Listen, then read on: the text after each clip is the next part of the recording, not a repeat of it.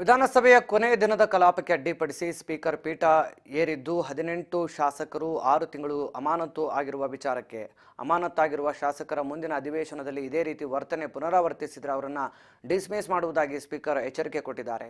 ಮಂಗಳೂರಿನಲ್ಲಿ ಪತ್ರಿಕಾಗೋಷ್ಠಿ ನಡೆಸಿ ಮಾತನಾಡಿದ ಸ್ಪೀಕರ್ ಖಾದರ್ ಈ ವಿಚಾರವನ್ನು ತಿಳಿಸಿದ್ದು, ಸದನದಲ್ಲಿ ಕೊನೆಯ ದಿನ ಧನ ವಿನಿಯೋಗ ಬಿಲ್ ಪಾಸ್ ಮಾಡಲೇಬೇಕಿದ್ದು ಅದು ಪಾಸ್ ಆಗಲಿಲ್ಲ ಅಂದರೆ ಇಡೀ ರಾಜ್ಯಕ್ಕೆ ತೊಂದರೆ ಇದೆ. ಆದರೆ ಧನ ವಿನಿಯೋಗ ಬಿಲ್ ಪಾಸ್ ಮಾಡಲು ಶಾಸಕರು ಅಡ್ಡಿಪಡಿಸಿದ್ದಾರೆ. ಅವರ ಎಲ್ಲ ತೊಂದರೆ ಸಹಿಸಿ ನಾನು ಬಿಲ್ ಪಾಸ್ ಮಾಡಿದ್ದು, ಬಳಿಕ ಚರ್ಚಿಸಿ ಅವರ ದುರ್ನಡತೆ ಅಮಾನತು ಶಿಕ್ಷೆಯನ್ನು ಕೊಟ್ಟಿದ್ದೇನೆ. ಕೊನೆಯ ದಿನ ಅಮಾನತು ಅಂದರೆ ಏನು ಆಗೋದಿಲ್ಲ ಅಂದ್ಕೊಂಡಿದ್ರು ಶಾಸಕರು. ಮನಸ್ಸಿನಲ್ಲಿ ಇದು ಇತ್ತು, ಹೀಗೆ ನಡ್ಕೊಂಡ್ರು. ಹಾಗಾಗಿ 6 ತಿಂಗಳು ಅಮಾನತು ಮಾಡಿದ್ದೇನೆ. ಹಿಂದೆಯೂ ಕೂಡ ಇಂಥ ಘಟನೆಗಳು ನಡೆದಾಗ ಇದೇ ರೀತಿ ಕಠಿಣ ಕ್ರಮ ಕೈಗೊಂಡಿದ್ದಾರೆ ಅಂತ ತಿಳಿಸಿದ್ದಾರೆ.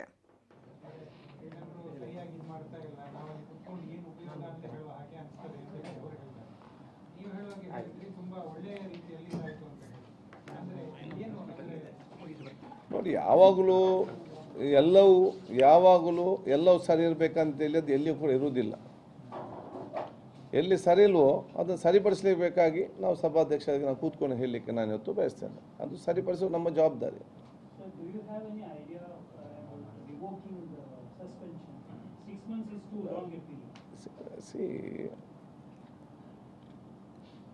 ಅವತ್ತು ನಡೆದಂಥ ಘಟನೆ ಇಡೀ ರಾಜ್ಯದ ಒಂದು ಜನತೆಗೆ ಅಸಹ್ಯ ಮೂಡಿಸಿದೆ. ಜನಪ್ರತಿನಿಧಿಗಳ ಮೇಲೆ ರಾಜಕೀಯದವರನ್ನು ಬಿಟ್ಟು ರಾಜಕೀಯದವರು ಒಂದೊಂದು ಆಲೋಚನೆ ಮಾಡಿದ್ರು. ರಾಜಕೀಯದವರು ಬರೀ